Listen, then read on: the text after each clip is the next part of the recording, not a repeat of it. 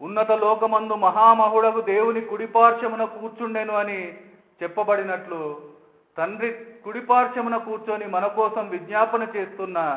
ఆయన అమరత్వాన్ని ఈరోజు వాక్యం మనకు గుర్తు చేస్తూ ఉండగా దాని మీద మన మనసును ఉంచవలసిన వారమై ఉన్నాం.